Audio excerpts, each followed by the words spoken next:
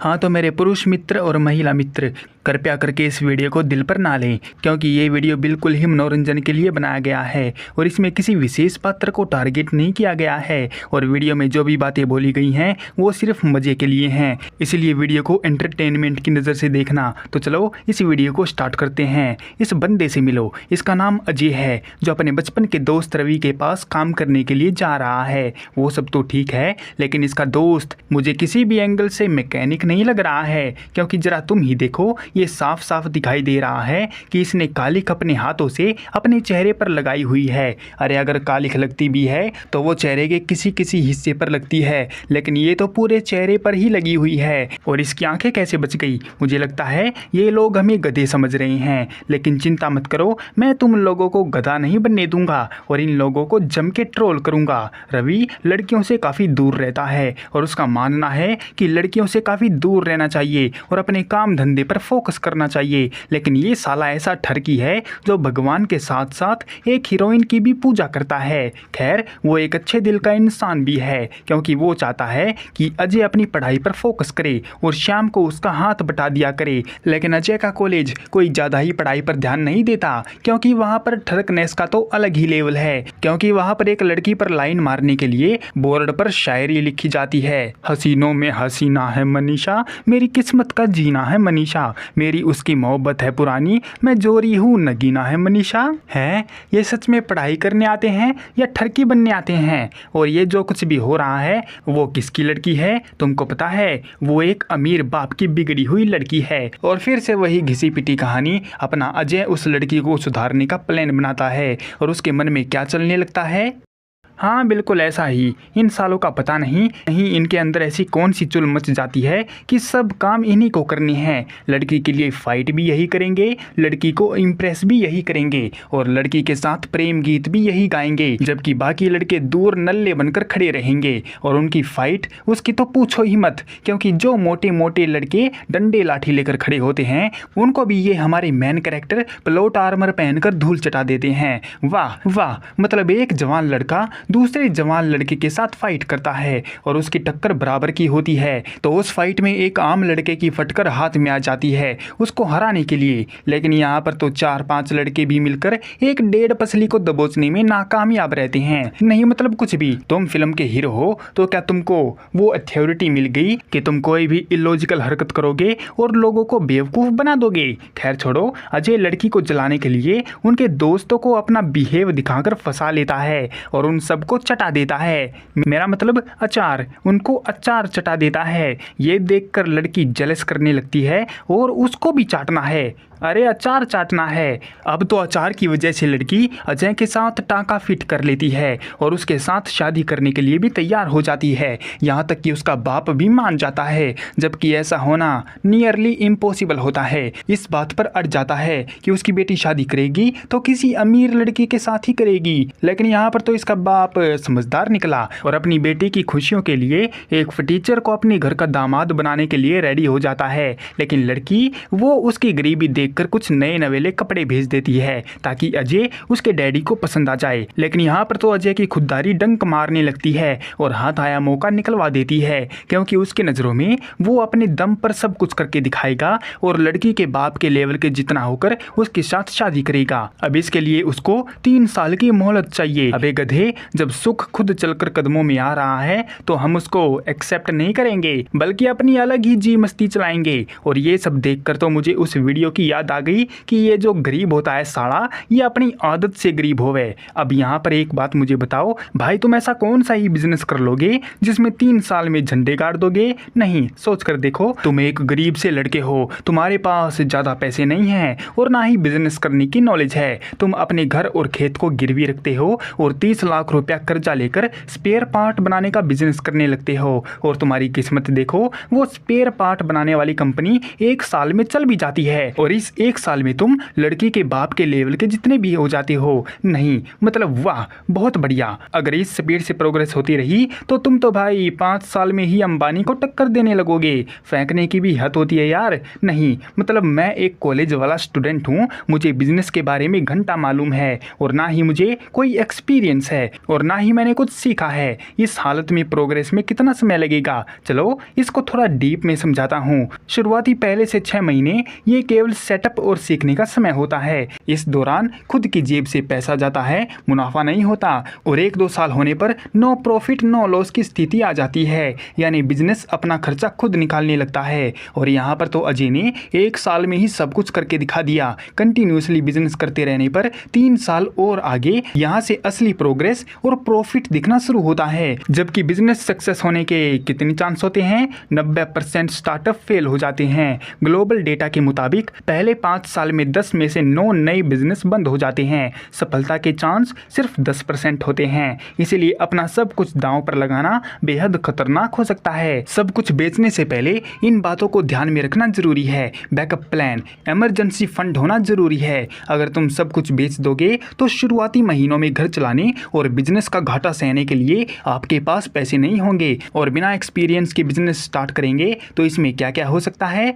देखो पहले ये पक्का कर लो कि जिस बिजनेस को तुम करना चाहते हो क्या तुमको उसका पहले से एक्सपीरियंस है। बिना एक्सपीरियंस के बड़ा पैसा लगाना डूबने का सबसे बड़ा कारण बनता है। और यहाँ पर तो अपने समझदार अजय भाई ने बिना सोचे समझे अपनी खुददारी को जरिया बनाकर सब कुछ बेच डाला और बिजनेस करने लगा। अरे मैं सच में हैरान हूँ यार कि 1 साल में ही इसने प्रोग्रेस भी हासिल कर ली, जबकि ये इसका पहला ही स्टार्टअप था। और इतिहास गवाह है कि हम जो भी काम करते हैं उसमें बहुत बार फेल होना एक आम बात है। लेकिन यहाँ पर तो ये पहली ही कोशिश में अमीर हो गया। ऐसे इलॉजिकल सीन देखकर मेरा दिमाग खराब हो जाता है। खैर इन बेवकूफ़ों को छोड़ो, जरा अपने इस प्रिय मित्र दोस्त भाई बंधु से मिलो, अपने शक्ति भाई से, जो कि एक बिजनेसमैन का बेटा है, सिगरेट पीता है, शराब पीता है और लड़कियों के साथ मजे करता है। और वो यहाँ पर अपने डूबते हुए बिजनेस को बचाने के लिए आया है। वो कैसे? वो ऐसे कि वो अमीर बाप की बेटी से शादी कर लेगा और उसके जरिए अपने डूबते हुए बिजनेस को बचा लेगा। लेकिन यहाँ पर तो उसका प्लान फेल हो गया क्योंकि अजय पहले से ही वहाँ पर कुंडली मारकर बैठा है। तो अपना शक्ति क्या करेगा? अरे वो वही करेगा जिसके लिए वो बदनाम है, यानी कि अजय के रास्ते में अर्जुन बनाएगा। लेकिन मेरे पास इससे भी बढ़िया एक प्लान है। वो ये है कि अपना शक्ति अजय को रास्ते से ही हटा सकता है, जिससे कि वो एक एक्सीडेंट लगे और अपने शक्ति का रास्ता साफ हो जाए। और फिर तो लड़की उसके साथ शादी करने के लिए राजी भी हो जाएगी क्योंकि शक्ति उसके बाप के बचपन का दोस्त है और वो अपनी दोस्ती को रिश्तेदारी में बदलने के लिए राजी हो ही जाएगा। लेकिन नहीं, यहाँ पर तो अपना शक्ति भी दिमाग से काम नहीं लेगा। वो तो ठरकी है, वो लड़की की लेगा। अरे मेरा मतलब परमिशन लेगा ताकि उसको अपने प्राइवेट बंगलों में घुमाने फिराने के लिए ले जाए। लेकिन लड़की उसके इरादे समझ जाती है और उसको दिए बिना ही वहाँ से भाग जाती है। अरे भाई क्या दिए बगैर भाग जाती है? अरे बंगले में घूमने के लिए 7 दिए बिना भाग जाती है ठरकी। अब इस पटाखा लड़की से मिलो। ये लड़की रोज मंदिर में आती है और पूजा पाठ करती है। इसकी टक्कर रवि की माँ के साथ हो जाती है और रवि की माँ को ये पटाखा पसंद आ जाती है। देखो इसकी शक्ल तो देखो, कितनी सती सावित्री भोली भाली सीता जैसी लग रही है ना? ठीक है, वो मैं तुमको आगे बताऊंगा। अब तो बुढ़िया उस पटाखा को अपने घर की बहू बनाना चाहती है और अजय इस मामले में बुढ़िया का साथ देता है और रिश्ते की बात लेकर लड़की के घर पहुंच जाता है। और जो लड़का लड़कियों से दूर रहने की बातें किया करता था और बोलता था कि लड़कियों से तो इतनी दूर रहना चाहिए कि जैसे कोई कोढ़ की बीमारी से रहता है, तो वो अब यहाँ पर क्या कर रहा है? अरे ठीक है भाई, समझ गया। अपने सामने पटाखा देखने पर सारे जुमले हम भूल जाते हैं, लेकिन इन सब के बीच पटाखा लड़की का एक भाई भी है जो कि 1 नंबर का कमीना और शराबी है। जैसे तैसे करके रवि उससे शादी कर लेता है। अब यहाँ पर एक बिजनेस का झोल हो जाता है। जो अपना शक्ति है वो स्पेयर पार्ट का टेंडर अजय के हाथों से निकलवा देता है और जो रवि ने लोन के 1 लाख रुपए बैंक में जमा करने के लिए अजय को दिए थे, अजय उनको किसी और काम में लगा देता है और रवि से झूठ झूठ बोलता है कि उसने वो पैसे अपने मामा को दे दिए हैं लड़की की शादी करने के लिए, और शादी होने के बाद वो जो शराबी था वो साला अपनी बहन से ही पैसे मांगने के लिए रोज रोज आ जाया करता था, और ये सीता जैसी लड़की उसको पैसे दे भी दिया करती थी दारू पीने के लिए। अब तो शराबी की आंखों में चमक आ जाती है और वो अपनी बहन से 25,000 मांगने लगता है नया बिजनेस स्टार्ट करने के लिए, और ये अपनी पटाखा 25,000 मांगने के लिए रवि के पास जाती है तो वो मना कर देता है क्योंकि उसको पता है कि वो शराबी इनको शराब में उड़ा देगा। लेकिन यहाँ पर गड़बड़ हो गई,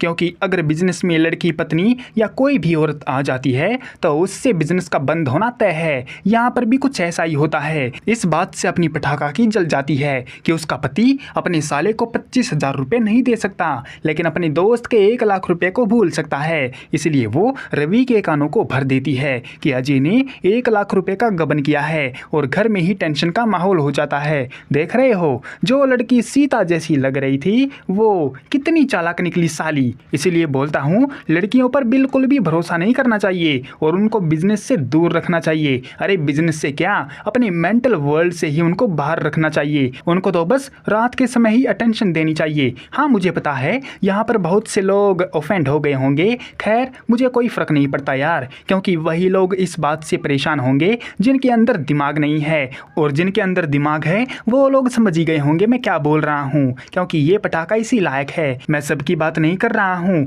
क्योंकि इनमें से कुछ साली ऐसी होती हैं जो दिखती बिल्कुल सीता जैसी हैं, लेकिन उनके काम शिरूपनखा से कम नहीं होते, क्योंकि इनका दिमाग तो घुटनों में होता है, और उसकी वजह से घर में लड़ाई ना हो इसीलिए अजय घर छोड़कर चला जाता है, और शक्ति अपने प्लान को आगे बढ़ाते हुए उनकी कंपनी को बर्बाद करने के लिए उसमें आग लगवा देता है शराबी के हाथों। रवि तो बैंक करप्ट होने वाला था, लेकिन अजय ने कंपनी के सारे शेयर उसके नाम कर दिए, जिससे उसका दिवालिया निकलने से बच गया, और उसको यकीन हो गया कि उसका दोस्त फ्रॉड नहीं है। लेकिन यहाँ पर भी अपनी पटाखा इल्जाम लगाने से बाज नहीं आई। उसका कहना है कि अजय की दोस्ती दुश्मनी में बदल गई होगी और उसी ने आग लगा दी होगी। अरे हद है ऐसी लड़कियों की यार, इन कमीनियों को शर्म भी नहीं आती कि ये लोग क्या बोल रही हैं। अब देखो जो एक लड़का होता है अगर वो मुसीबत में होगा किसी भी मुसीबत में, तो दूसरा लड़का उसकी मदद करने के लिए तैयार हो जाएगा, क्योंकि वो उसकी मुसीबत को समझता है, भले ही वो उसका दुश्मन ही क्यों ना हो। लेकिन ये जो कमीनी होती हैं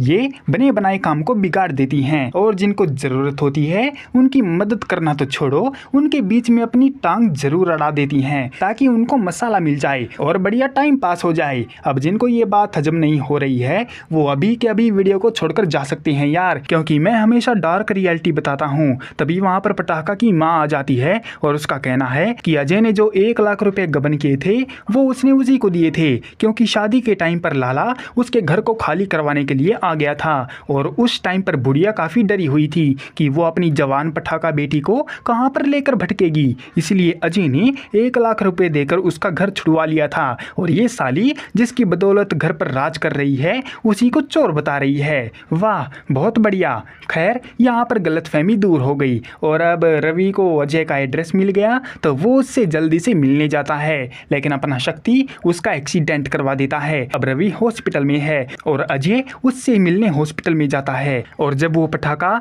अजय से रवि के बारे में बात कर रहा था तो वहाँ पर अमीर बाप की बेटी की एक दोस्त उन लोगों को साथ में देख लेती है, और तुमको क्या लगता है वो उनको इग्नोर करेगी? अरे बिल्कुल भी नहीं। मैंने क्या बोला था, इन लोगों का दिमाग घुटनों में होता है। ये उसका फोटो खींचकर अपनी दोस्त को भेजेगी और उसको बताएगी कि उसने तो शादी कर ली है और वो खामखाही उसका 3 सालों से इंतजार कर रही है। अब तो यहाँ पर लड़की की सटक जाती है और वो भी अजय को मजा चखाने के लिए अपने शक्ति भाई से शादी करने के लिए रेडी हो जाती है। देखा मैंने क्या बोला था, इनका दिमाग घुटनों में होता है, और ये दिमाग से काम अभी भी नहीं लेती बल्कि इमोशन से काम लेती है। उन्होंने एक बार भी ऐसा नहीं सोचा कि जाकर इस बारे में जांच पड़ताल कर लें कि आखिर बात क्या है। अब यहाँ पर कोई भी आदमी या लड़का होगा तो वो पहले उस बात की तह तक जाएगा और पता करने की कोशिश करेगा कि आखिर ये बात हुई क्यों है और गलती कहाँ पर है। वो ऐसे ही किसी पर भी विश्वास नहीं करेगा, लेकिन इसने तो बस एक फोटो देखकर अपनी जिंदगी का फैसला ही कर लिया।